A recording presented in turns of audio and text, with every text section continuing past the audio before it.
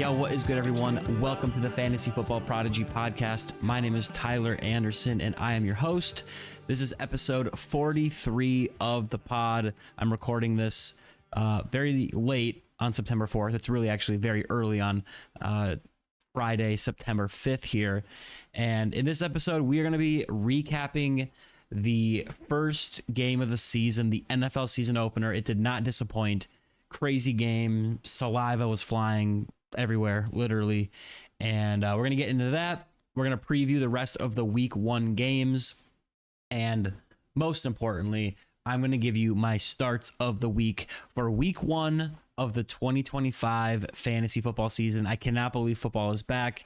I was sitting on the couch watching that season opener between the Eagles and the Cowboys, and you know, a tear almost came into my eye. I almost shed a tear because I just missed this. So football's back. Let's get right into it. But before we get into the season opener recap, please make sure to follow or subscribe wherever you are enjoying the podcast. And if you do want video and you want to see my ugly mug talking about some ball, just head over to the YouTube, search up Fantasy Football Prodigy, and make sure to subscribe over there and drop a like.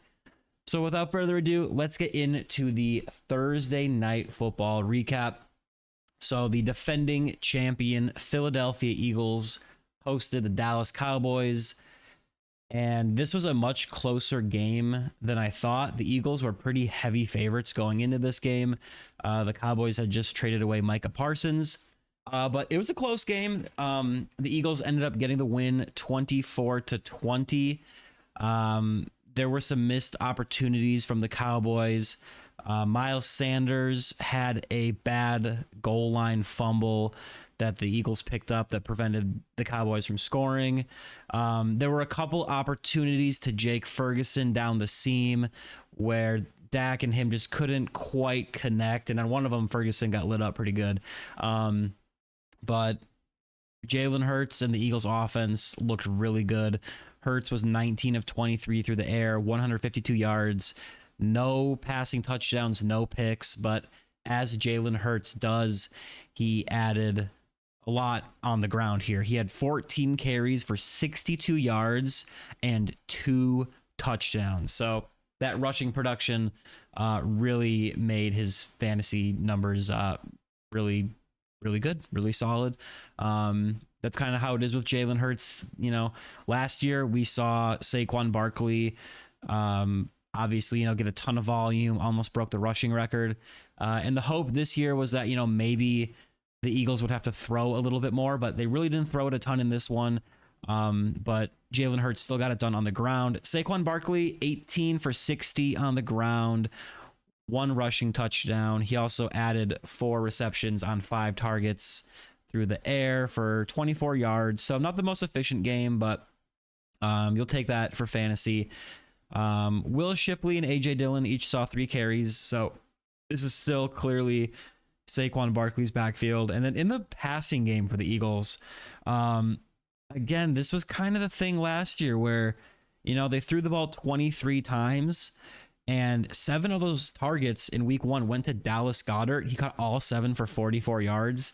He's probably not someone you want to start most weeks, but he's going to be involved. He was involved last year, and he might just be more of a nuisance for the Devontae Smith and AJ Brown managers. And talking about them, AJ Brown had 1 target. He caught it for 8 yards. That didn't come until late in the game in the fourth quarter.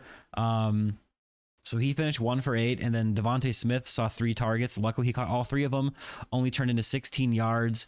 And Jahan Dotson was actually the team's leading receiver, 3 for 59 on 3 targets. He caught a 51-yard bomb at one point, so that catch alone was more yards than any receiver had. And the only other player that I'm seeing in the stats that caught a pass was Kylen Granson. 1 catch for 1 yard on 1 target. On the Cowboys side of the ball, Javonte Williams was really the guy. He kind of stole the show for Dallas here. So he finished 15 for 54 on the ground. So not super efficient, but some of those carries came on the goal line, and he did rush in 2 touchdowns on the ground. And the next closest carry count to Javonte Williams was Miles Sanders, who was 4 for 53. He ripped off a 49-yard run, but he also had that brutal fumble that, I'm not going to say it cost the Cowboys the game, but it really did take them out of it. And then Dak Prescott, 21 of 34, 188 yards, no touchdowns, no picks. Javonte ran in the goal line carries, so Dak didn't really get an opportunity to throw those in or run him in himself. And like I said before the season, Dak Prescott was my quarterback, my guy. But I even said, like, these first few weeks, he might start slow. He's playing the Eagles. He's got the Giants and the Bears on deck. So this could be a buy low opportunity coming out of this 3-week stretch here for Dallas. But there was a lightning delay in this game in the third quarter where the first half, a lot of points were flowing. I thought, you know what? Dak didn't, Javonte Williams got the touchdowns to start the game, but Dak is going to get his. He's going to throw at least, 1 or 2 touchdowns. But in the second half, only 3 total points were scored. The Eagles had 3 points in the third quarter, and the Cowboys didn't score at all in the second half, and neither team scored in the fourth quarter. CeeDee Lamb was the only other player on the Cowboys that you were really happy starting other than Javonte. He was 7 for 110 yards on 13 targets, but he had I want to say 3 or 4 drops where he could have had an even bigger game, and the Cowboys might have won if he was able to reel in some of those late targets. George Pickens, only 3 for 30 on 4 targets. The Eagles really took him away. This was a tough matchup. They're the defending champs for a reason. The Eagles have a great defense, and I expect better games ahead for this passing game. But one other kind of takeaway for me, I mentioned it earlier, was Jake Ferguson. He saw 6 targets in this game. It only turned into 5 for 23 and no touchdowns. He had a long of 5 yards. But Dak looked his way down the seam on a couple of touchdown shots, and they were really close to connecting there. So I know a couple of years ago, Ferguson had a nice little season, and last year was kind of a forgotten year. But he is someone that I'm probably not picking up after this performance, but just monitoring on the waiver wire. Maybe if you're in a really deep league, you could stash him, but he's someone who throughout the season in the right matchup, he might be someone you can play.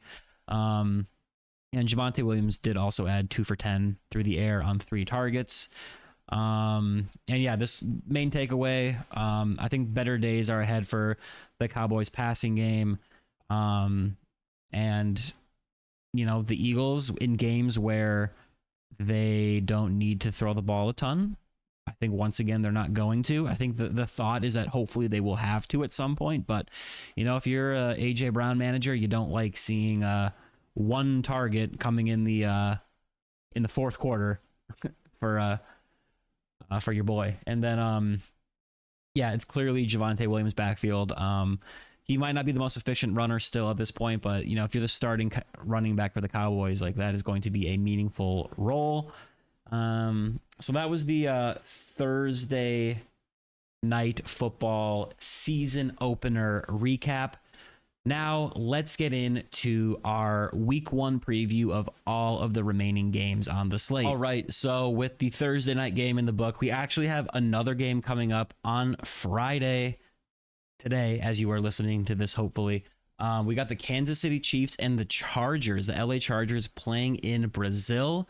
So we're just going to go just kind of quickly through each side of the ball and go through kind of the key players that you need to know. So Patrick Mahomes, we'll start with the Chiefs here. Patrick Mahomes,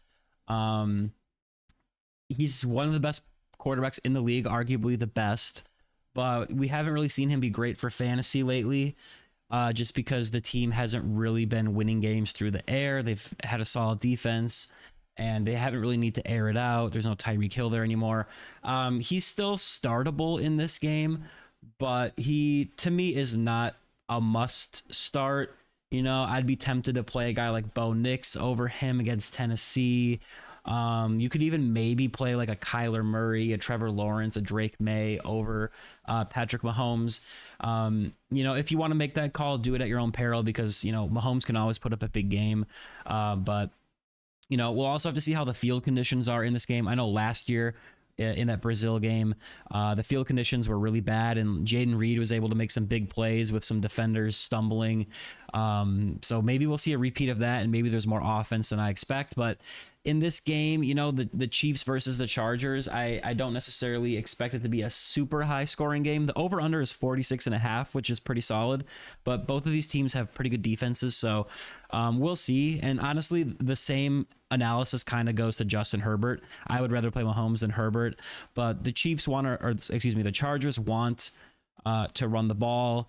And the Chiefs have a good defense. So, you can play Justin Herbert, in a deeper league if you didn't really, go early on a quarterback. Like in one league, I have Herbert and I have JJ McCarthy. I'm honestly thinking about maybe picking up like Trevor Lawrence or even Joe Flacco and starting one of those guys over Herbert. I know that might sound crazy. I'm not saying I'm going to do that, but it's at least a thought. And then in the running game here for the Chiefs, Isaiah Pacheco is the guy you want to play. There are a few other names in that backfield, but Pacheco should be the guy to get the start here. And, he looked really good a couple years ago. Last year, he came back probably too early from that leg injury, I think it was. Did he have a broken leg? Whatever it was, he did not look like he should be playing. And, there is the potential where Pacheco might be a little bit too forgotten at this point, where if he's fully healthy on this Chiefs offense, he might be better for fantasy than people are giving him credit for. But this isn't the best matchup against a good Chargers defense. And then I guess we'll kind of just go back and forth position by position here. That seems to be what I'm doing. Omarion Hampton for the Chargers, the rookie. Again, the Chiefs are a tough defense here, but if you drafted Hampton early, you are going to be starting him. I would just temper expectations for him to be more of a running back too. It's a rookie in his first game. Now, granted, Najee Harris for the Chargers had that eye injury. He missed a ton of time in the offseason. I don't expect him to go out there and see a ton of work. I believe he is playing, though, last I heard. Is that...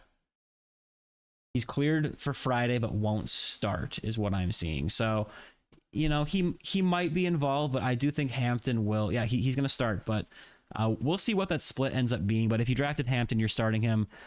In the receiver game for the Chiefs, Xavier Worthy is really the guy that you want there. With Rashee Rice being suspended, Worthy is, he's a solid start in this game.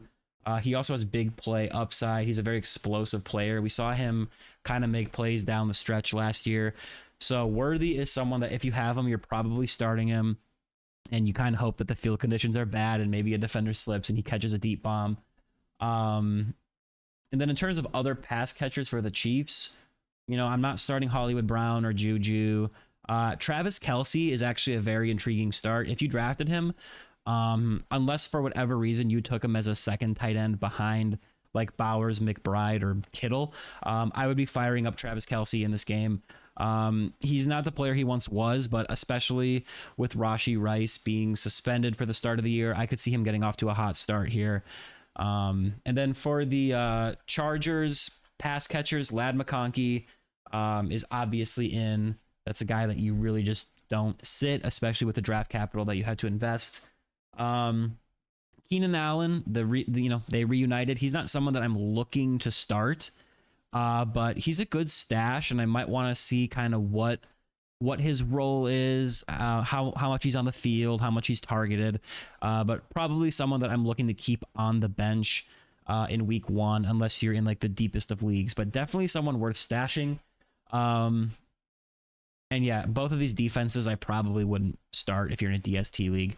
Moving on to the next game, we got the Buccaneers and the Atlanta Falcons on the road in Atlanta. Tampa Bay Buccaneers at the Atlanta Falcons. Sorry, I should say that the whole thing every time. This game is a 46.5 point over under. The Bucs are 1.5 point favorites, and I should have also added the Chiefs are 3 point favorites in their game, but this projects to be a close game. I love Baker Mayfield in this game. If you drafted him early to be your guy. And we're going to talk about him a little bit later in this episode too. But, you know, the Falcons were a good matchup last year. I think they're going to be a good matchup again. And Baker Mayfield really was just a baller last year. I think he might regress a little bit in some ways, but definitely someone that you are getting in your lineup, unless, again, you, for whatever reason, drafted Baker Mayfield as your second quarterback, which if you're drafting a quarterback that early to not start, you're probably doing it wrong.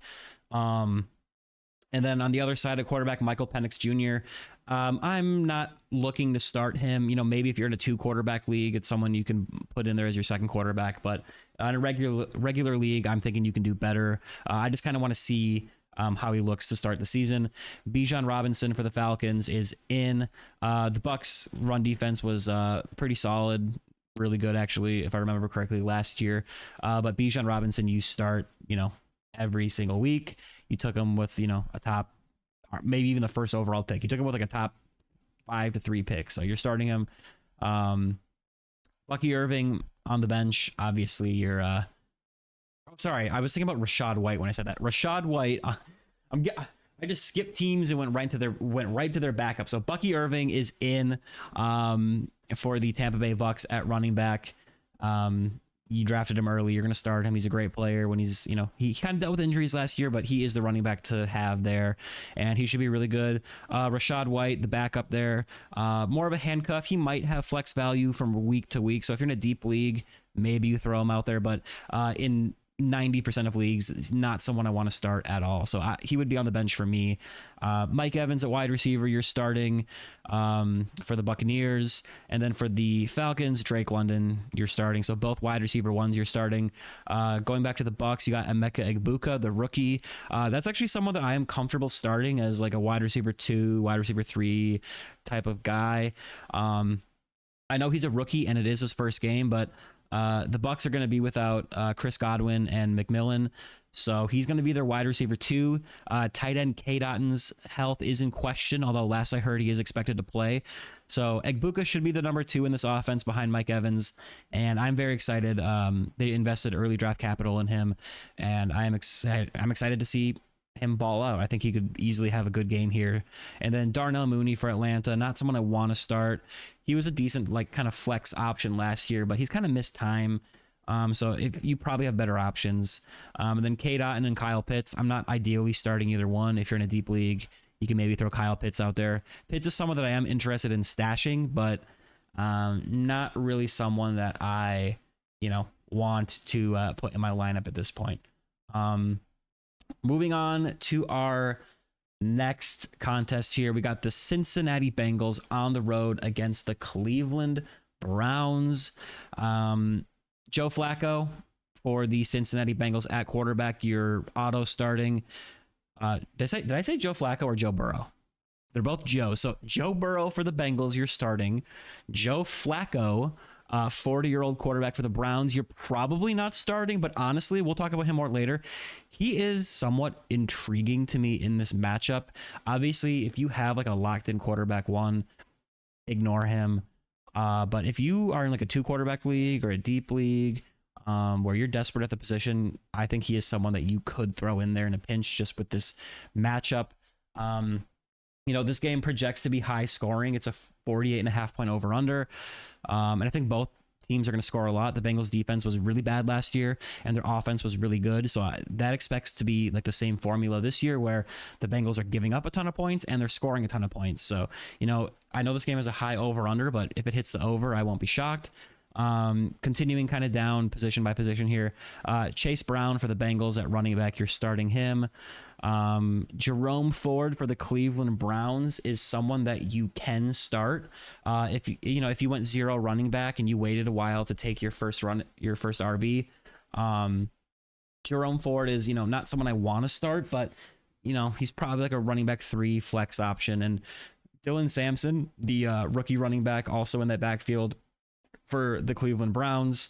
You know, with Judkins not really having been with the team, this is going to kind of be their backfield for at least a little bit here with no more Nick Chubb there, obviously.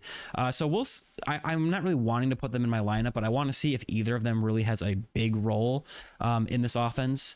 but I would try to play better options if you can. But again, if you're weak at running back, Ford might be someone you throw in there. At wide receiver for the Bengals, it's very easy. Jamar Chase and T. Higgins. Jamar Chase was a top draft pick, maybe the 101 in your league. And then T. Higgins, when he's healthy, he's not Jamar Chase, but he's pretty close for fantasy. So both of those guys are auto starts. Jerry Jeudy, I love in this matchup, and hint, hint, we'll talk about him later. But I'm getting him in my lineups pretty much no matter what.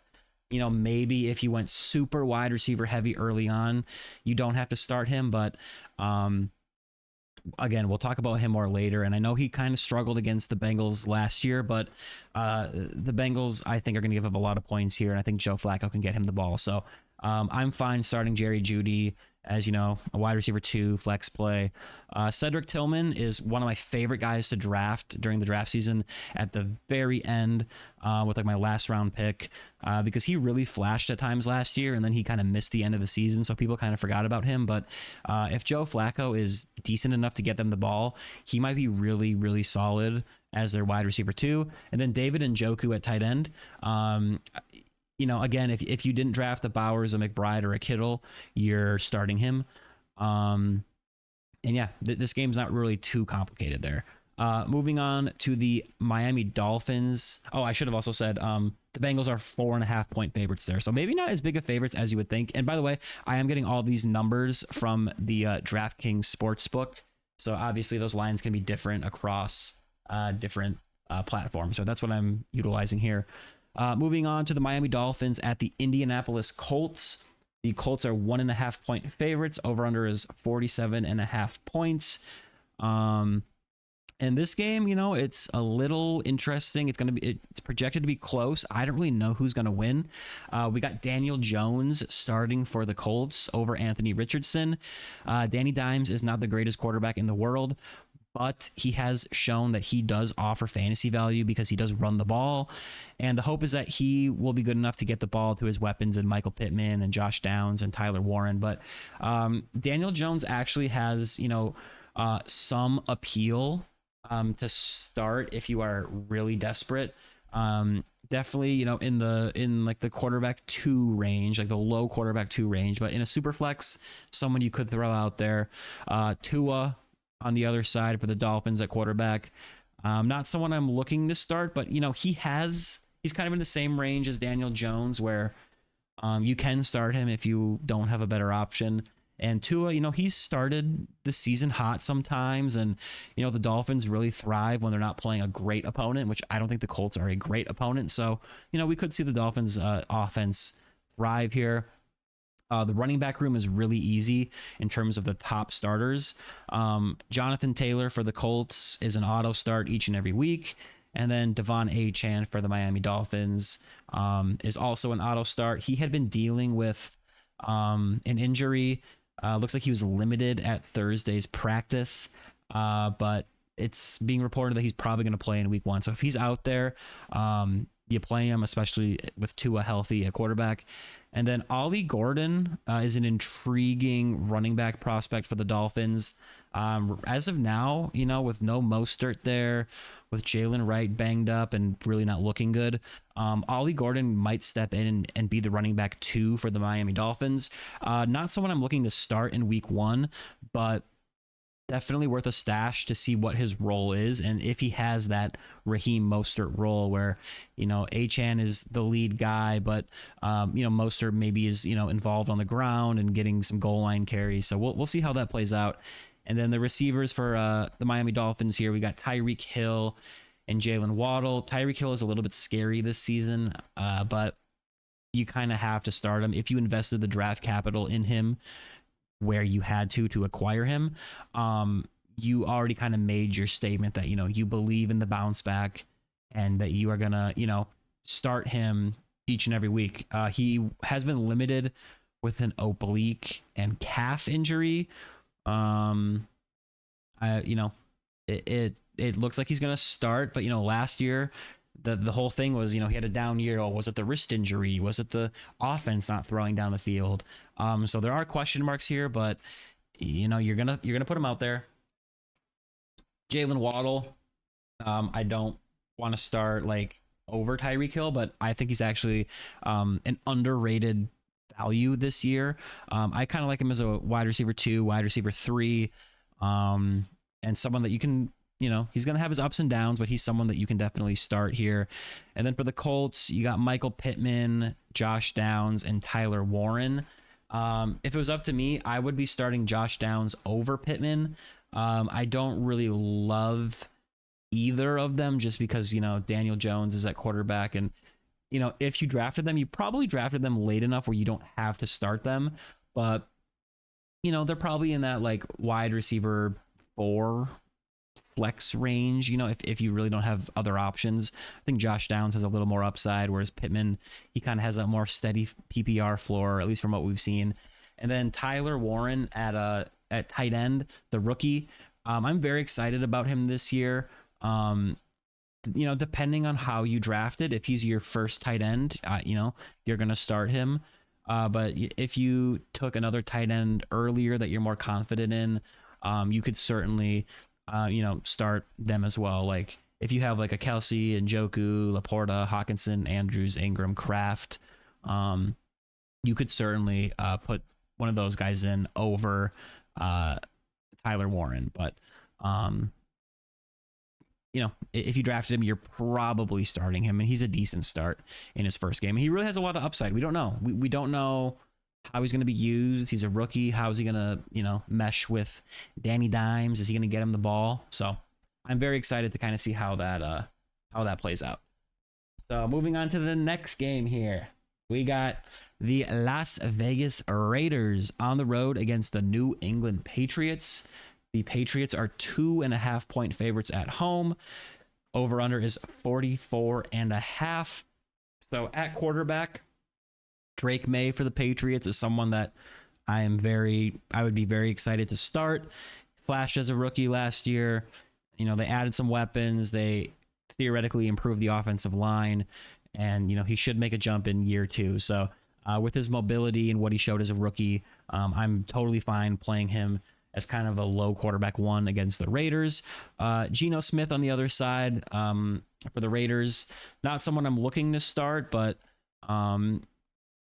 someone to monitor, if he looks good in this offense. Like he was viable for fantasy at times with the Seahawks, and the Raiders do have weapons. So someone that, you can definitely kind of keep an eye on and see like, if he starts the season hot, maybe he's a streaming candidate moving forward.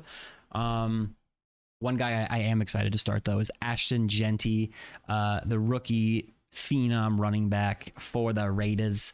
You drafted him in the first round. You're starting him. Another rookie running back I'm excited for is Travion Henderson for the Patriots. Ramondre Stevenson is still there in that backfield, and Stevenson might be more involved than we want to start the season, but I think Henderson is the more talented player. It will be his backfield at some point where he's the lead back. He's had a great preseason. He's flashed a lot of upside, good pass catching, big plays. And, Stevenson is a solid running back in his own right, but he's struggled with fumbling issues, and they drafted Henderson early for a reason, to use him. So it really just remains to be seen what kind of committee we're looking at here and how that develops over the season. But right out of the gate, I'm fine starting Henderson as a running back 2 in week 1. And then Stevenson, you're probably not starting unless you're in like a deeper league. Wide receiver for the 2 teams here, it's a little gross. You got Stephon Diggs for the Patriots. I'm actually, I'm kind of high on him year long. He was actually pretty decent for fantasy for the Texans last year. He is coming off of that ACL injury, and he is an older player at age 31. But he is Drake May's number 1 target. So week 1, we don't really know how he's going to be used. There is a good chance you might not have to start him, but to me, he's kind of like a wide receiver 3, wide receiver 4 that you can start, but don't be surprised if maybe he's not super involved. But, if for whatever reason his knee just healed really well and he's out there as the clear number 1 for Drake Maye, like he could have a big game. So again, like I don't want to pretend to be like a fortune teller. I don't know what's going to happen, but you know, not someone you must start, but someone you can start if you don't have better options. And, you know, Demario Douglas is there. You know, I have him in a guillotine league. I'm deciding between him and Cam Scadaboo. And then you got Jacoby Myers for the Raiders. You know, Thornton for the Raiders has kind of emerged as another, as a starter and someone to monitor, but I'm not starting him week 1. Jacoby Myers, I mean, he has requested a trade, but he's still on the team. Amari Cooper re-signed with the Raiders after, you know, being away from the team for years, but as of now, like, you know, he wants an extension, and I believe he requested a trade, but he's their wide receiver 1 as far as I can tell. And I say wide receiver 1, but their number 1 pass catcher is obviously Brock Bowers. He was a phenom, just generational prospect, and showed it last year. I believe he was the tight end 1 or 2. It kind of depends how you look at it with him and Kittle. Like if you count certain games that Kittle missed and points per game and all that, but basically he was a tight end 1 last year, and I expect him to be dominant this year. He's everything that, you know, we wanted Kyle Pitts to be and way more. So Bowers is an auto start. And then Hunter Henry at tight end. Look, you probably drafted someone ahead of him to start, but you know, I kind of like him as like a higher tight end 2, just because he has his games. You know, he started the year hot a couple times recently, and he's just a solid player. Obviously, you know, he's not as exciting as a Brock Bowers, but if you're streaming the position, Hunter Henry is someone that I'm cool putting in there. So that is the Raiders and the Patriots. Moving on to our next game here, we got the Arizona Cardinals on the road against the New Orleans Saints. The Cardinals are 6.5 point road favorites. Over under is 43.5 points. So I think the Cardinals are gonna kind of, you know, handle business here. Granted, the Cardinals, I wouldn't be surprised if they go in there and like don't show up. But you know, the Saints, I expect to be probably the worst team in the NFL this year. So Kyler Murray is someone you can start at quarterback. He was very frustrating last year. He didn't really utilize his legs as much as you would want, and I could definitely see him not needing to put up a big performance in this game. But I still like him as a low quarterback 1, and he has upside if he's the one, like, you know, scoring the touchdowns if he uses his legs. So Spencer Rattler on the other side, I am not starting him at quarterback. Alvin Kamara, you're putting him in your lineup. Especially in PPR leagues. You know, I think this offense is going to be terrible, but I think he's going to get receptions, and PPR's way to be a solid running back too. James Conner for the Cardinals, I really like him this week. Borderline must start, and we'll talk about him later, but the Saints defense doesn't scare me, and I think the Cardinals are going to be leading and be able to run the ball here. And Connor was really good last year. Trey Benson, I'm not starting him, but he's a nice handcuff for James Conner. And, you know, Connor's older now, so it's going to be interesting to see how Trey Benson is used. They, you know, invested early draft capital in him at one point, so maybe he has a bigger role, but I'm going to wait and see on that. Marvin Harrison Jr. at receiver. You're firing him up if you drafted him. You know, I'm not. He was a really good prospect, and he had a good rookie year, but he did not live up to the hype. He was drafted way too early, and his expectations were way too high. But I think he could definitely have a solid year this year, and I'm very cool starting him in week 1 as, you know, a wide receiver 2 and he even last year in a disappointing year, he showed that he has upside. He has multi-touchdown scoring ability. And then for the Saints receivers, I'm really only looking at Chris Olave. You know, he's someone who I'm tempted to say he was a value in drafts, but with the quarterback play with Spencer Rattler as the starter, you know, I'm not overly excited. I think he might have a decent floor this year as like the clear alpha there. But season long, I do worry about those concussions. You know, it's becoming an issue. So I hope he stays healthy this year, but he's someone you can put in there as a wide receiver 3 or a flex. Rashid Shaheed, again, like a deep league dart throw, but that's about it. Maybe DFS, see if he catches a big bomb. Trey McBride at tight end, you're starting him obviously for the Cardinals. For the Saints, Juwan Johnson, he's flashed a little bit, over the years, and he often becomes a streamer by the end of the year, but I'm leaving him on the bench for now. But someone maybe down the road, we talk about as a streaming option later on. Moving on to the Pittsburgh Steelers on the road against the New York Jets.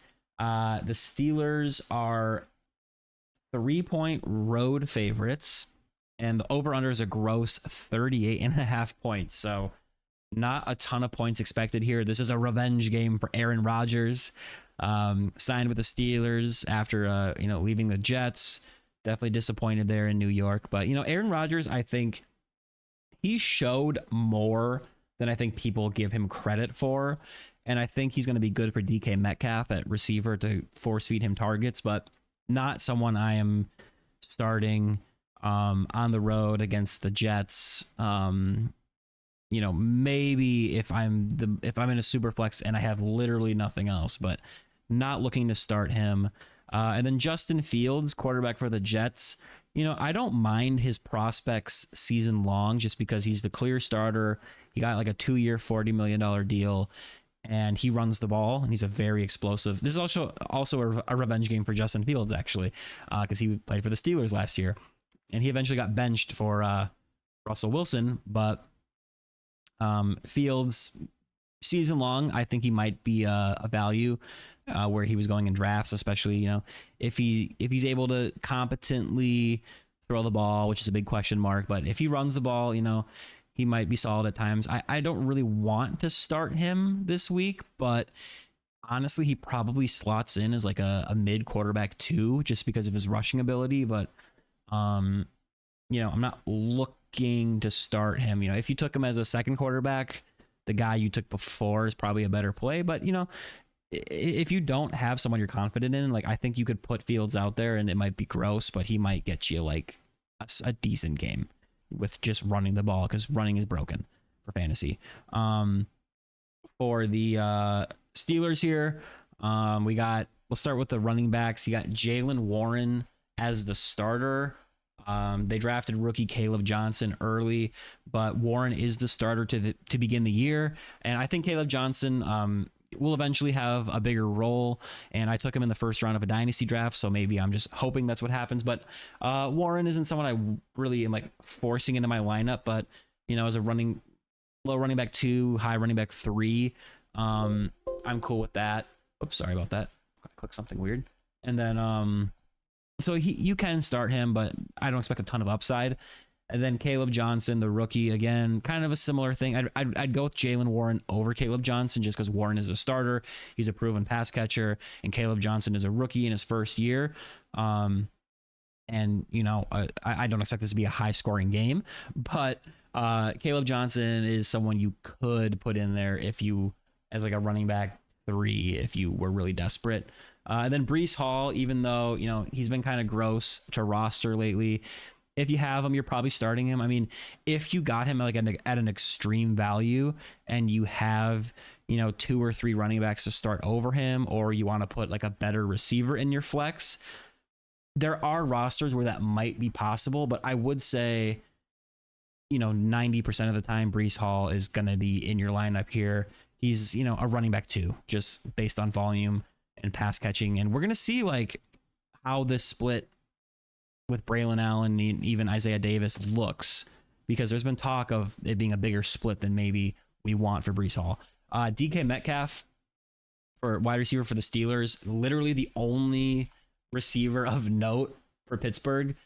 You can start him just strictly based on volume, but Sauce Gardner for the Jets, I'm guessing they're going to be matched up. He's an elite corner. And this is going to be a low scoring game most likely. So it might be the type of thing where maybe he has a handful of catches, but they don't really go for a lot of yards. I don't know how many scoring opportunities there's going to be. So season long, I like Metcalf just based on volume. There is potential that you have someone you would rather start. Like if you drafted like Jerry Jeudy, who we talked about, or even like Emeka Egbuka, if you drafted the rookie, like, there's a realistic chance that they could be better this week just based on the matchup. But season long, I think Metcalf is going to be a good value for where you got him in drafts. And if he struggles in week 1, he might be someone who becomes a buy low candidate after the first week, just because like I think people are kind of sick of him. Not sick of him, but there's a little fatigue with his name.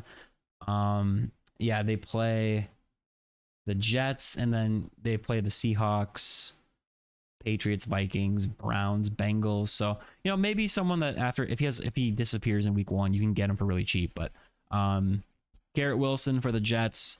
If you drafted Garrett Wilson, you're kind of forced to start him in this low scoring game. It's probably not ideal, but kind of similarly to DK Metcalf, he's really the only receiver of note. So both of these teams are very similar in that way. If you look at the tight end position, we'll start with the Jets. Mason Taylor is a rookie who might honestly be their second option in the passing game, that's step 1 of becoming an elite fantasy option at tight end, is actually like being a top 2 target on your own team. And he's a rookie, so we'll see how it plays out. But I have him in Dynasty, and I'm very excited to see how he plays in this role. But someone I'm not looking to start in week 1. Maybe in DFS you play him, you throw him in there. But someone if I have a deep bench, I might put him on there. Otherwise, I'm just monitoring the waiver wire. I doubt we see him like pop off in week 1. But if it's like we look at the box score and it's like, oh, Mason Taylor had 8 targets, that should set off an alarm in your head. Like, oh, this guy is very involved. Someone to either pick up or continue to monitor. And then for the Steelers, they traded for Jonnu Smith in the offseason, and that kind of makes both Pat Freiermuth and Jonnu Smith unstartable, in my opinion, unless we see, one of them emerge as like the clear pass catcher. But even if they are, like, I don't know if this offense is going to be like super prolific this season. I think it's going to be DK Metcalf and running the ball and playing defense. So, yeah. That's it for that game. We're going to move on to the New York Giants at the Washington Commanders. But before we do that, remember to please drop a follow or a sub wherever you are enjoying the pod so that you can become a fantasy football prodigy. So moving on, Giants at Commanders. This game has a 45.5 point over-under. The Washington Commanders are 6-point home favorites. So Jaden Daniels at quarterback. If you drafted him, you're starting him as an elite mobile upside QB. Russell Wilson for the Giants is not someone I'm looking to start. Again, if you're really desperate in a 2-quarterback league, but that's literally the only way I would touch him with a 10-foot pole. Running backs, it's a little gross. You got 2 duos here, so we'll start with the Commanders. You got Austin Eckler, and then, Ja'Cory Krosky Merritt, we'll call him Bill, is he's kind of the one that everyone has the hots for. To me, Eckler is the safer bet, and he might even be the higher upside bet with his pass catching. And he was actually really solid last year for the Commanders, even with Brian Robinson there.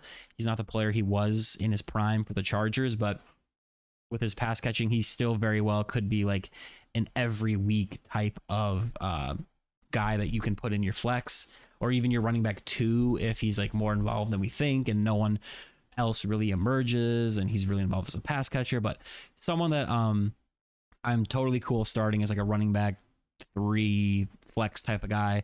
But I have him in some leagues. I'm probably not forcing him in all of my lineups unless I like don't have other options. And the Giants they're projected to have a good defense, so we'll see how that plays out. And then Bill Krosky Merritt, like he was listed as the running back 4 on the depth chart. A lot of times coaches do that with rookies where they just list them down the depth chart. They put the veterans higher, and then you snap the ball, and all of a sudden, oh, the rookie is out there, and he's clearly the best running back. He's generated a lot of buzz, and he's the most exciting player for sure on this in this backfield. But he was, I believe, a 7th round pick. Do I have that right? And I don't think it's fair to just anoint him as the starter. I think he will end up being the most or second most valuable running back with along with Austin Eckler. But you know, it might be a slow start. It just kind of depends how they deploy these guys. Why can I not find where he was drafted? 7th round. And then let me look up the depth chart here. So they have what's his name? Chris Rodriguez Jr. and Jeremy McNichols also on the roster. So they traded away Brian Robinson. So there's opportunity there, but long story short, I'm probably keeping Bill on the bench unless I'm in a deep league and just kind of seeing how it plays out. And then on the other side, another kind of gross backfield. You got Tyrone Tracy and Cam Skattebo. I call him Cam Skattebo. I've heard people call him Skattebo. I'm gonna call him Skattebo. Comment down below if I look like an absolute idiot and I'm saying it wrong. But I would start Tracy over Cam.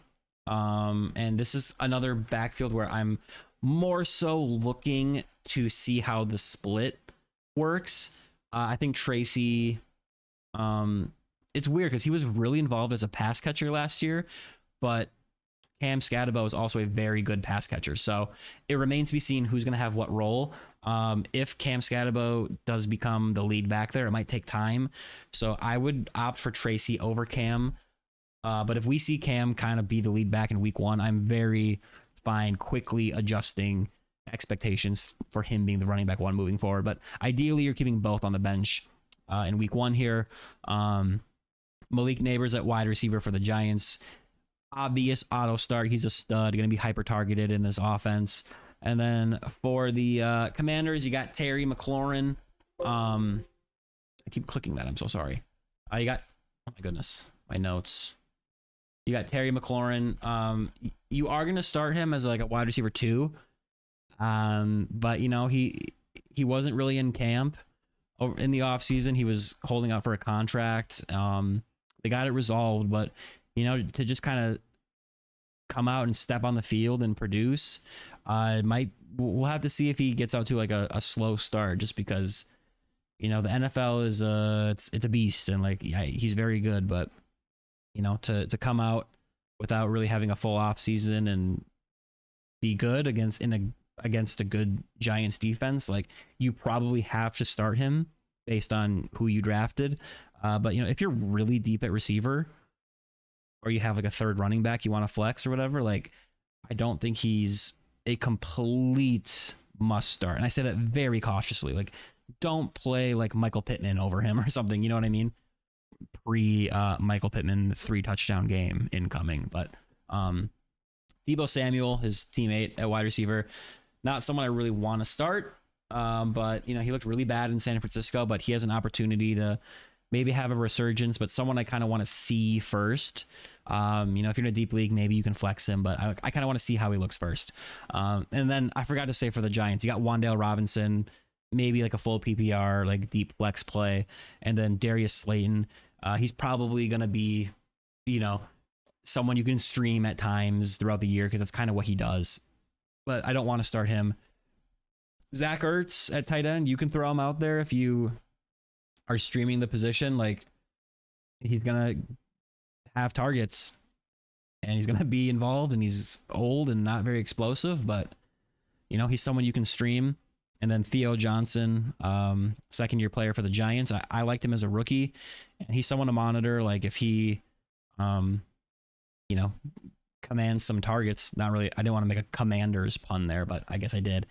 He's someone that might be a streamer later on in the season. And then let's move on to the Carolina Panthers and the Jacksonville Jaguars. The Jags are 3.5-point favorites. Over under is 46.5 points. Trevor Lawrence for the Panthers, I'm cool starting him as a low quarterback 1, high quarterback 2. It's a good. The Panthers gave up the most points in NFL history last year, and they added Travis Hunter alongside Brian Thomas Jr. So, you know, he hasn't looked great to start his career. He hasn't lived up to the hype, but someone that I'm definitely excited to start if you don't have a locked in top tier quarterback. On the other side, you got Bryce Young for the Panthers. Someone that you can start. You probably have a better option, but if you're in a 2 quarterback league and he's your second quarterback and you went and the rest of your lineup skill position players is really strong, like this is not a bad matchup to start him in. He's missing some weapons, but the rookie Tet McMillan is still there, and we'll talk about him later too. But he's an okay start. But they traded Thielen, and Coker is injured, so he is a little short on weapons. And that was not a short pun because he's kind of small. Chuba Hubbard, running back for the Panthers. You got to get him in your lineup. He was one of my favorite values in all the drafts. And honestly, I wish I got him in more leagues, but he's a rock solid running back too. Should see a ton of volume, and I think he can run on Jacksonville. For the Panthers, for the Jags, Travis Etienne and Tank Bigsby were listed as co-starters. I think Bigsby is going to see more of the rushing work, where Etienne is going to see more involvement as a pass catcher. I don't know who I'd rather start. I guess I can cop out and say in a non-PPR league, start Bigsby, and in a PPR league, start Etienne. But really, I do want to see who the starter is and who gets more work. I think you can flex either of these guys, and it's a great matchup against the Panthers based on what we saw last year. And defenses can change from season to season, obviously, but if you have one of them and you don't have a ton of other options, like you could flex one of them. If you don't have both, I would kind of just look at them similarly and like start whichever one you have, but not a must start by any means. Wide receiver for the Panthers, you're starting Tetairoa McMillan. Solid wide receiver too, I would say. In his first game, he was dealing with an injury at one point, but that seems to be behind him. Hopefully it doesn't linger, and he's the clear target there, and drafted, I think, 8th overall. So you put him out there. And then Brian Thomas Jr. and Travis Hunter for Jacksonville. Brian Thomas Jr. is an auto start, like wide receiver 1. Travis Hunter, I'm cool not starting him week 1. It just remains to be seen, like, how Brian Thomas Jr. had such an electric rookie year. How is Travis Hunter going to fit on this team while also being a corner on defense? Like, he definitely has upside where if you don't start him, Travis Hunter could blow up on your bench, right? We don't know what it's going to look like. And, this game could be higher scoring than we think if both offenses are humming. So he is someone you can flex if you don't have another really good option. He's kind of in that wide receiver 3 range. But if you have someone you're really confident in, you could put him out there. But again, if not someone I'm forcing into the lineup. And then I forgot to mention his name, but Xavier Legette is going to be the wide receiver 2 for the Panthers. Early draft pick last year. He didn't really impress, but there's a reason they drafted Tet McMillan. But, he has an opportunity with Thielen gone and Coker injured to be the number 2 target there. And then Brenton Strange at tight end is intriguing with Evan Ingram no longer there. He is more someone I want to see first before I put him out there. But, you could theoretically start him in a deep league, but probably not. You probably have a better option. Like, I would play Hunter Henry over him, at least in week 1. And then for the Panthers, you got, Jatavian Sanders and Tommy Tremble. You're not touching them at tight end. So next game, we got the Tennessee Titans on the road against the Denver Broncos. Why can I not find here we go. So the Broncos are 8.5-point favorites at home, 42.5-point over under. Bo Nix at quarterback was great last year as a rookie. Definitely someone you can start. We'll see how the Titans defense looks, but if you drafted him, you're probably starting him. And then Cam Ward, the rookie, I don't really want to start him in his first ever game on the road against a tough Broncos defense, but season long, I think he does have potential to have some fantasy upside as the number 1 overall pick. And then running back wise, Tony Pollard, Definitely someone you can throw out there with his fellow backfield mate Tajay Spears on injured reserve. It was supposed to be a split this season, and maybe it will be at some point, but at least to start the year while Spears is out, I think he had like a high ankle sprain. He's someone that you can probably start just based on volume alone. I don't know if the Titans are gonna, score a ton in this game, but he's the clear lead back there. And the Broncos do have they were a pretty tough matchup last year, but you can definitely put him as like a running back 2, running back 3 type of guy. And then on the other side, you got RJ Harvey and J.K. Dobbins. J.K. Dobbins is the starter. RJ Harvey is the more exciting rookie. But in week 1, like, Dobbins is the starter. So I would be playing him as a running back 3 flex type of guy. And Harvey, you could put in your lineup and see what happens. Or if you have running back depth, you could just keep him on the bench, see how the workload splits up. Cortland Sutton, wide receiver for the Broncos. You are starting him. He was really good last year. He's always been really good in my opinion.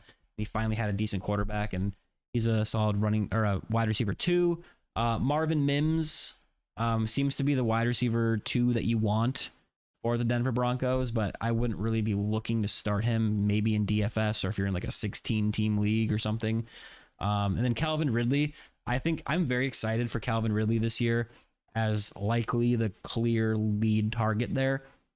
The Broncos have a pretty good defense, but you can start him as like a wide receiver 3 in this game if you don't have better options, just based on the volume that he will probably receive. But if Cam Ward has a terrible game, I won't be shocked, just because it's his first ever game on the road in Mile High, tough defense. Like, it could be ugly. So not a must start, but someone you can play.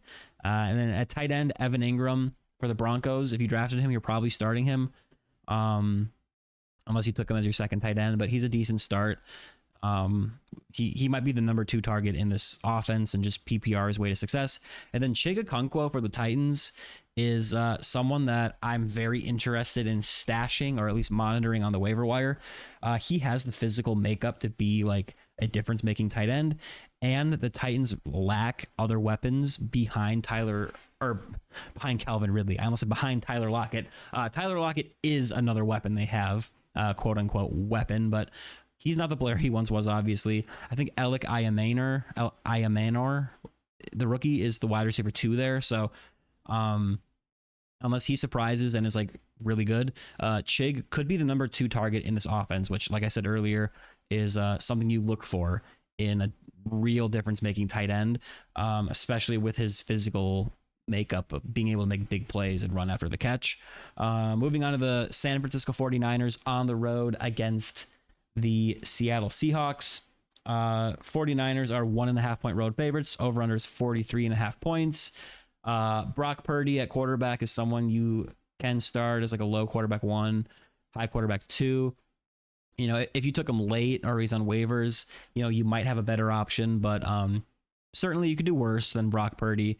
And then Sam Darnold for the Seahawks. He was really good for my Vikings last year. I want to see how he plays outside of a Kevin O'Connell offense, with a bad offensive line for the Seahawks, because, when he gets pressured, he does not play well, and we've never seen him play well outside of KOC's offense. So, if he shows early on that, he's putting up stats, like maybe he's someone you pick up as a streamer, or to play in the right matchup. But week 1, I'm not looking to start him. Christian McCaffrey, what the heck, man? Added to practice report. I'm recording this at 3 a.m. 8 hours ago, I'm seeing a report added to the practice report, limited due to a calf injury. That is kind of what we were hearing at the start of last season. So if he's playing, you play him. Add Brian Robinson, who is the projected backup here, and I held on to this guy in Dynasty. I somehow won the championship last year with him on my team. That was because I traded for Derrick Henry, but Derrick Henry's gone now. I traded him away. And I also traded for Tyreek Hill last year, and he didn't help. And we'll see if he's any better this year. So if I lose McCaffrey, I might have to blow the whole thing up. But yeah, I hope he's fine. But this is eerily similar to like what we saw last year. So if he's playing, you play him, but maybe pick up Brian Robinson. I do also have Brian Robinson and Garendo in that dynasty league. So I learned my lesson. I got the handcuffs, but we'll see. Kenneth Walker for the Seahawks is a nice start at running back. If he can stay healthy, he's a great running back, but it's week 1, so he should be healthy. They've been limiting him in the offseason, so he should be good. And then Zach Charbonnet, not someone I want to start in week 1, but there have been whispers that maybe he'll be more involved than he has been in years past. But, other than like a running back 3 deep flex option, I don't want to start him. Just stash him. Jackson Smith and Jigba for the Seahawks at receiver. You're starting him.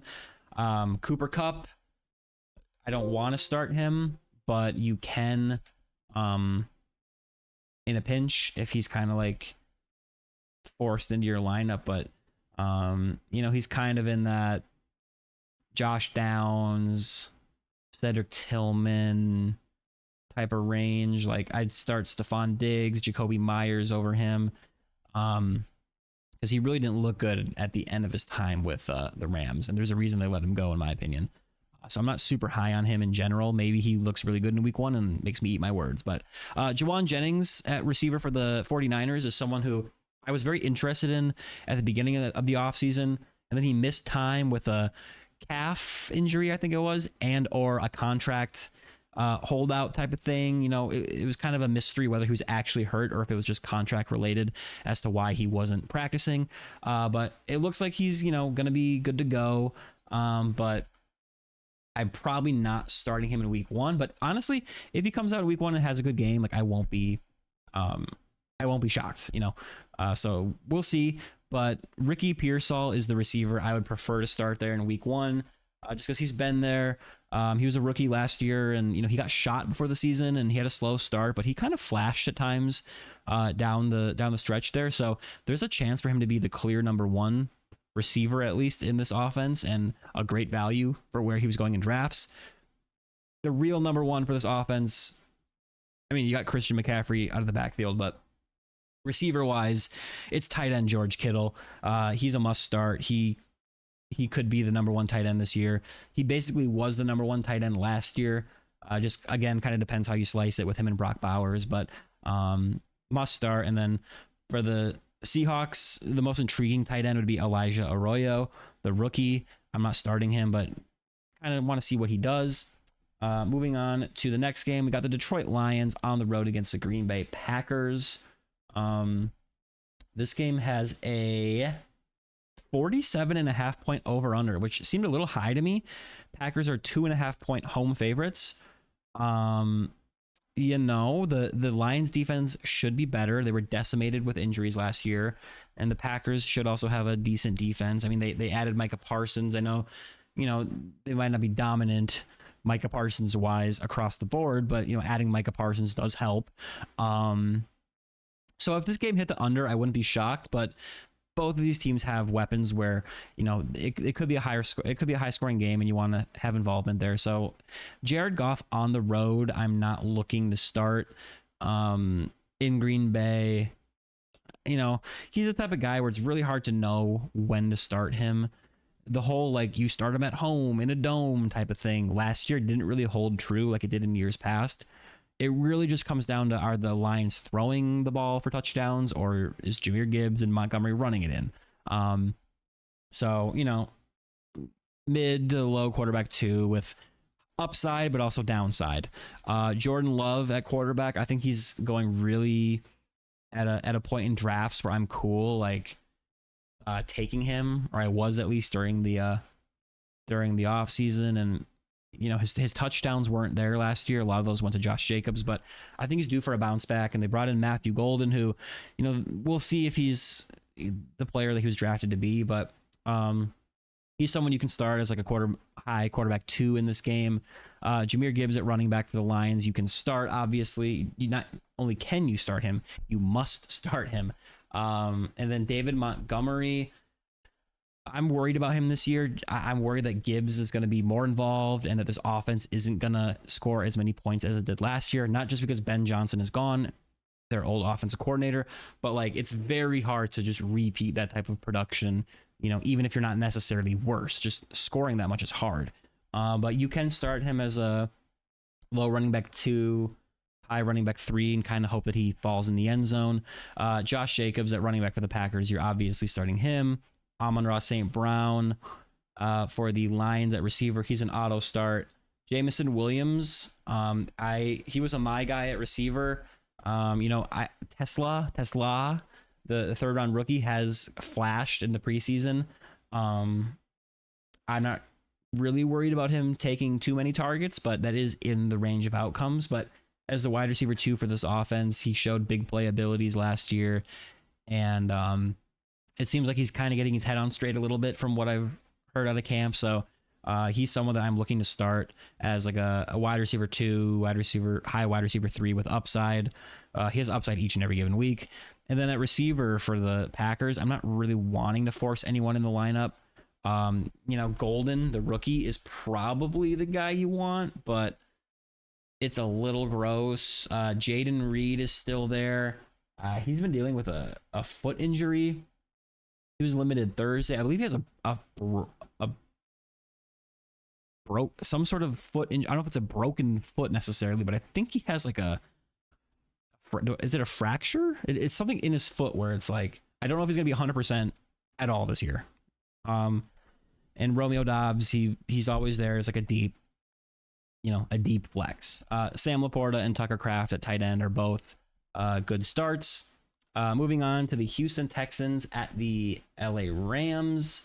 Rams are 3-point home favorites, over under 43.5.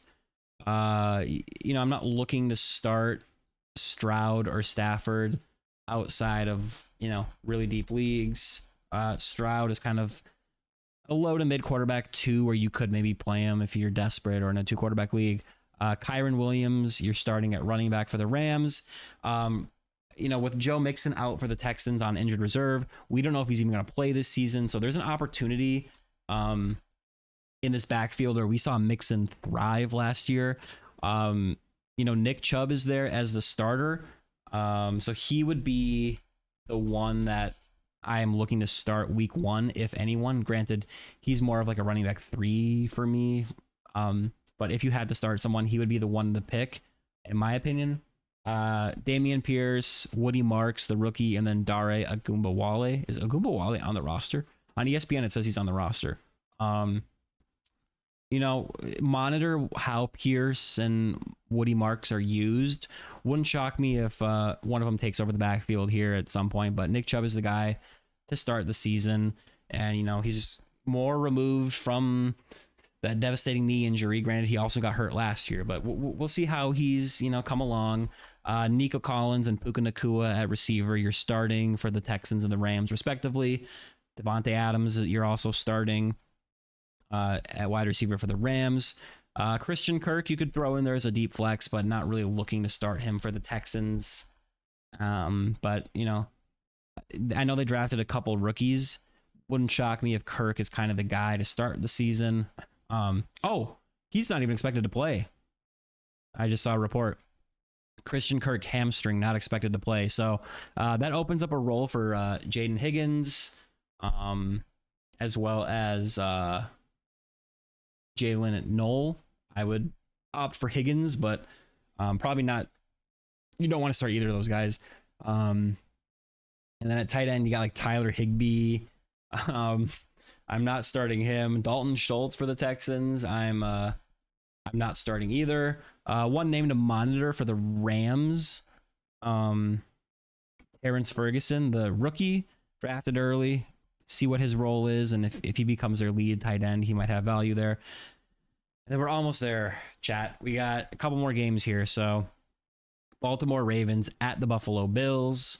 This should be a high-scoring game. Over under a 50.5. believe that's the highest of the week. Ravens are 1.5-point road favorites, and this could be an AFC Championship preview. So this is a very exciting game. Lamar Jackson and Josh Allen, you're obviously starting them at quarterback. Derrick Henry, you're starting. James Cook, you're starting at running back. And then, I mean, Derrick Henry's an auto start. James Cook, running back 2, I would say. You know, the Ravens should have a good defense again, but you're starting him regardless, especially if it's a high-scoring game. You know, the defense isn't as important if there's a lot of points being scored and he's catching passes. I will say, though, I do not expect James Cook to have 18 touchdowns again this year, so just monitor that. Zay Flowers is one of those guys who I just never drafted because you never know when to start him. A little inconsistent, just like the whole passing game is there. But in this game, you can start him as a wide receiver 2, wide receiver 3. If he catches a bomb, you're going to be happy. Rashad Bateman is a dart throw you could put in there. He was pretty decent last year. Khalil Shakir and Keon Coleman are the main receiver targets for the Bills I'm targeting. Khalil Shakir is the safer bet PPR wise and is the safer bet to have a decent floor. Keon Coleman didn't really impress a ton as a rookie last year, but I am interested to see how he progresses in year 2. There have been good reports. He was limited on Thursday with a groin injury, so definitely someone that monitor, see if he plays. But either way, someone I'm more so looking to see what his role is and how he looks versus actually starting him. I kind of want to see what he looks like before I put him in the lineup. Then Mark Andrews at tight end. I think he's going to be he's going to get off to a decent start here with Isaiah Likely. With Isaiah Likely missing the start of the season, I believe that's true, right? Yeah, I believe he's supposed to miss some time to start the year. So Mark Andrews could get off to a decent start. Maybe he's a trade high type of candidate. And then Dalton Kincaid for the Bills. He was very disappointing last year. Very hyped up and didn't do much, but probably not starting him in week 1 as anything other than a tight end 2, but definitely someone to keep an eye on and see if maybe he is like a post-hype breakout type of guy. And then finally, we got my Minnesota Vikings going on the road against the Chicago Bears. Like I said, this game's in Chicago. 43.5 point over under. The Vikings are 1.5 point road favorites, which actually surprises me. It seems like the Bears kind of have the Vikings number, and with JJ McCarthy making his first ever start, I know it's his second year, but he missed the entire regular season last year. He was basically a rookie going into Chicago who could have a tough defense. I'm looking at this ESPN thing. It literally says projected score 22-22. That's kind of insane. I would not be surprised if it's an ugly game for the Vikings, and I'm an avid Vikings fan. I hope I'm wrong, but I think Justin Jefferson for the Vikings at receiver, you're starting him.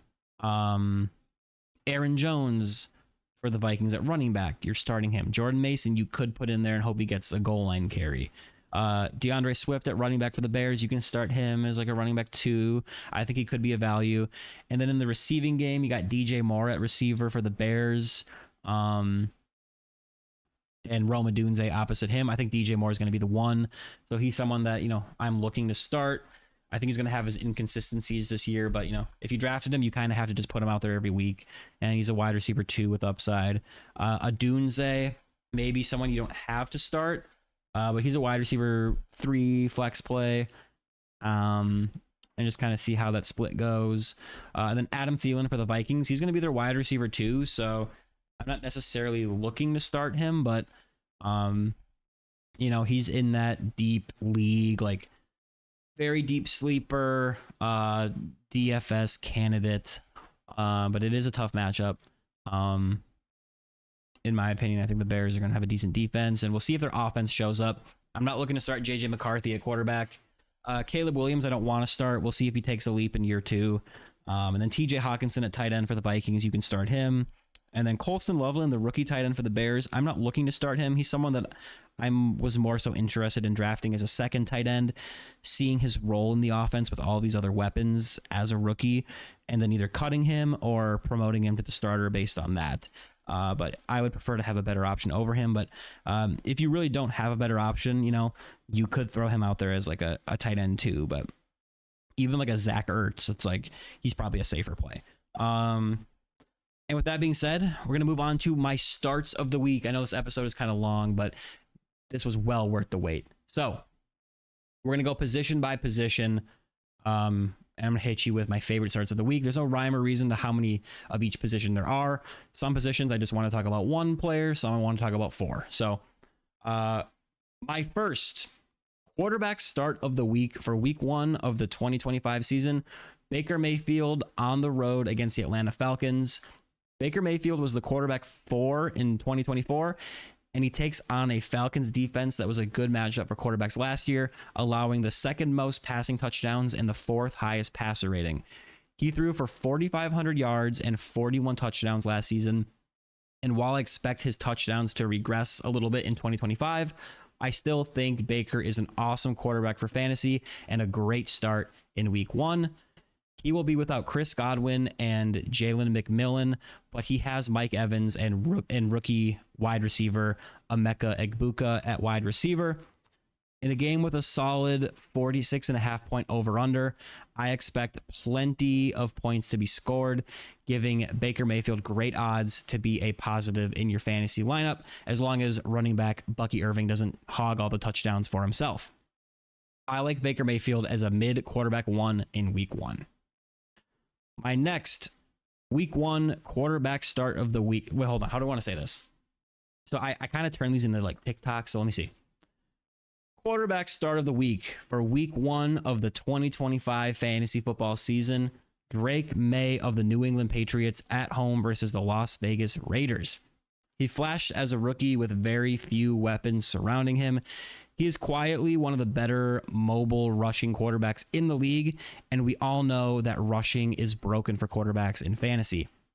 He put up good fantasy numbers in contests where he started the majority of the game, in addition to the natural growth of a second-year player, with the Patriots bringing in Stephon Diggs at wide receiver, drafting Trevion Henderson at running back to throw to out of the backfield, and making moves to hopefully improve the O-line. There is hope that Drake Maye can take a leap in 2025 to become a fantasy difference maker. The Raiders defense does not scare me. I like him as a low quarterback 1 at home against the Raiders.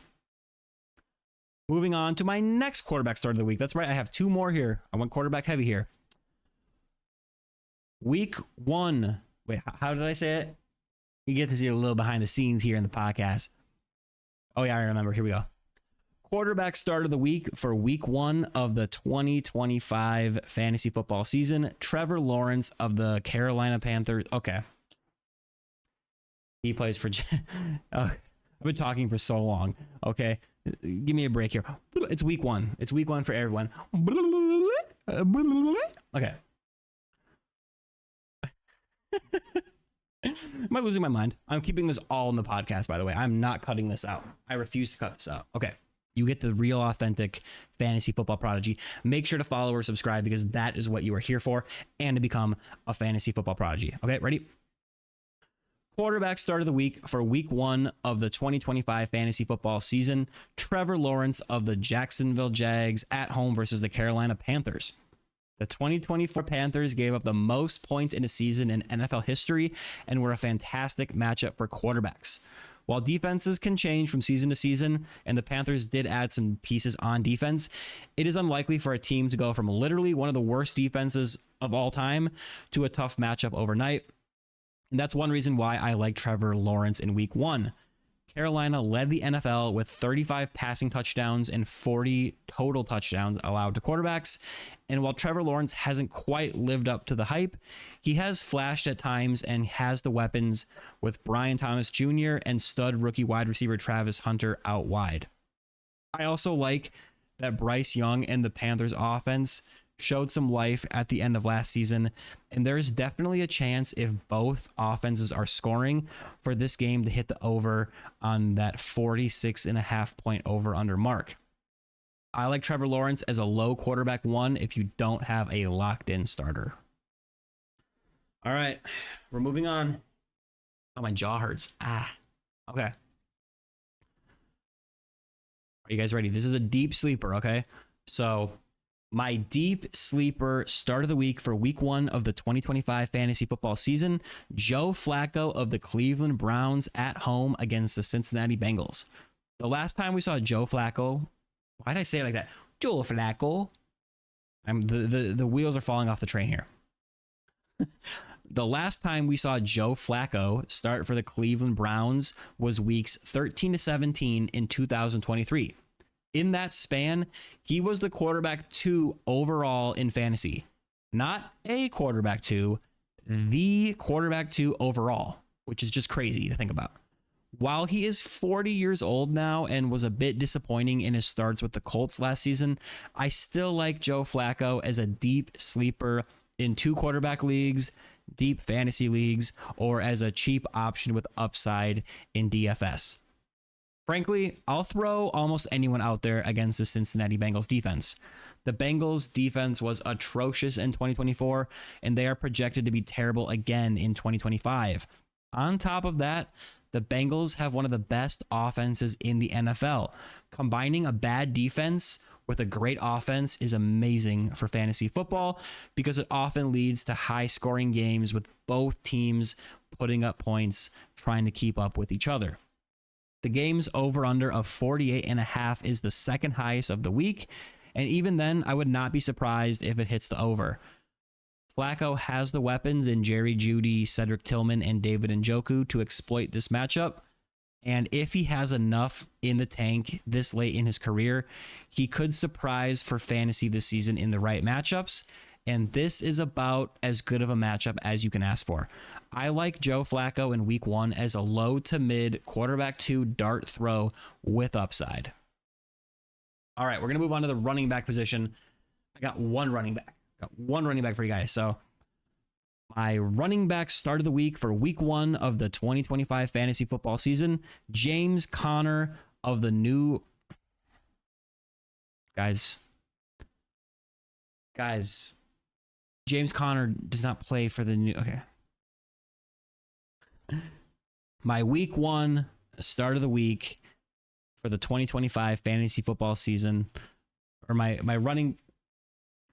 Cooper. This is my dog, Cooper. He's chilling. Hi. Stay there. I didn't mean to excite him. Okay. My running back start of the week for week 1 of the 2025 fantasy football season, James Conner of the Arizona Cardinals on the road against the New Orleans Saints. James Conner just continues to get it done for fantasy, and he showed he still has it with a running back 10 overall finish from weeks 1 to 17 in 2024, where he put up 1,500 total yards and 9 total touchdowns. One impressive stat that I saw was that he was second in missed tackles forced per attempt. So the dude was still making a miss and breaking tackles. He also continued to be a threat in the passing game, which we know holds great value for fantasy. At age 30, there is a possibility that we see more of a split with young running back Trey Benson this season, but I still like James Conner this season, and I love him in week 1 against the Saints. They were a solid matchup for running backs last season. Why did I say it like that? Running backs. They were a solid matchup for running backs last season, and there's a good chance we see more of the same in 2025. I also love the projected game script in this matchup, with the Cardinals being 6.5-point favorites. I expect the Cardinals to handle their business against the Saints, giving Conner plenty of opportunities to put the game away on the ground at the end of the game. I like James Conner as a low running back 1, high running back 2 in week 1. All right. I got 2 wide receiver starts of the week for you guys. Are you ready? My wide receiver start of the week for week 1 of the 2025 fantasy football season, Jerry Jeudy of the Cleveland Browns at home versus the Cincinnati Bengals. We saw Jerry Jeudy finally break out for fantasy last season. Some of that was likely due to Jameis Winston taking over at quarterback for the Browns for a handful of games there and just absolutely slinging it. Jeudy was the wide receiver 26 in points per game and the wide receiver 12 overall from weeks 1 to 17. If you look specifically at games, though, where Jeudy had a quarterback who could actually throw the ball down the field, in weeks 9 to 15, where Jameis Winston was the quarterback, Jeudy was the wide receiver 2 in points per game. which is just insane. Jerry Jeudy struggled against the Bengals last season, but Jameis Winston barely played in their Week 7 matchup, and he did not play at all in their Week 16 matchup. Luckily, I think the quarterback who will be starting for the Browns in Week 1, Joe Flacco, profiles more similarly to Jameis than he does to some of the other, we'll call them not so fantasy friendly quarterbacks that we saw start for the Browns last season. Joe Flacco himself is also an interesting streaming candidate in this matchup and with those weapons. This game has shootout potential, and I like Jerry Jeudy as a low wide receiver 2 with upside. You know, if this turns into like a crazy back and forth scoring affair. All right, I got one more wide receiver start of the week. My wide receiver start of the week for Week 1 of the 2025 fantasy football season is Tetairoa McMillan, wide receiver of the Carolina Panthers, on the road against the Jacksonville Jags. The Panthers drafted Tet McMillan 8th overall in the 2025 NFL Draft, and this guy has all the opportunity in the world to step in and be a true alpha wide receiver 1 for this offense. With Jalen Coker on IR and Adam Thielen recently reunited with the Vikings in a trade, Tet's only competition for targets right now is Xavier Legette and Hunter Renfrow, which is just a long way of saying he should be peppered with targets in Week 1. After a slow start to his career, Bryce Young turned things around and looked really good to end the 2024 season. 2 weeks following their bye week, he supported a 34-year-old Adam Thielen, who was recently coming off of a 7-game absence due to injury, enough to make him the wide receiver 12 in points per game and the wide receiver 10 overall from weeks 13 to 17. In that stretch, Thielen saw 10, 11, 7, 6, and 6 targets. I think the Panthers want to hyper target McMillan just as much, if not more than that, regardless of the circumstances. But when you factor in the lack of other options to open the season, I'd be shocked if he doesn't see a ton of volume in their opening game. The Jags were a great matchup for wide receivers in 2024, and more of the same can be expected in 2025. In a game with a solid 46.5 point over-under, I expect the rookie to start his career hot. I like Tet McMillan as a wide receiver 2 in Week 1. And then finally, my tight end start of the week for Week 1 of the 2025 fantasy football season is David Njoku of the Cleveland Browns at home against the Cincinnati Bengals. Yes, I know I already talked about Jerry Jeudy, but I also like David Njoku. I think the Browns are going to put up points. I've talked about this game a lot this episode, but again, I just expect it to be a high scoring back and forth, and I want pieces on both teams in this game. David Njoku was the tight end 5 in points per game in 2024 with up and down quarterback play. With Joe Flacco starting at quarterback, I am confident that Njoku will have opportunities to receive catchable targets down the field in this game, which is not always a given when you're talking about the Browns quarterbacks. The Bengals had a bad defense last season, and they tied with the Panthers for giving up the most points to tight ends in the league. The Bengals project to once again have a bad defense and a good offense, giving this game some real shootout potential. Last year, in 2 matchups against the Bengals, Njoku finished as the tight end 2 in Week 7 and the tight end 8 in Week 16. This game has a high over-under of 48.5 points, and I like David Njoku as a mid-tight end 1 play in Week 1. Whew. All right, we did it. Make sure you guys comment down below, like, what do you want to see in future episodes? I know this episode was a little bit long here, about an hour and a half now. That's a little bit longer than I was hoping. Maybe I could ramble a little bit less. Maybe I can stop messing up my words as I mess up my words again when I do the starts of the week. But you know what? We got the content out there, and I just want to say thank you to all who listened and who made it this far. If you notice my jaw, if you notice me moving my jaw around, it just hurts. It's been hurting for a while, and that's the real me. This episode was all about 2 things. 1, getting to know the real me, messing up the words, me not cutting it out, my jaw hurting. But 2, and most importantly, becoming a fantasy football prodigy. So make sure you are subscribed, or following wherever you are enjoying this magnificent podcast so that you can become a fantasy football prodigy. And I will see you in the next one. Good luck in week 1. Peace.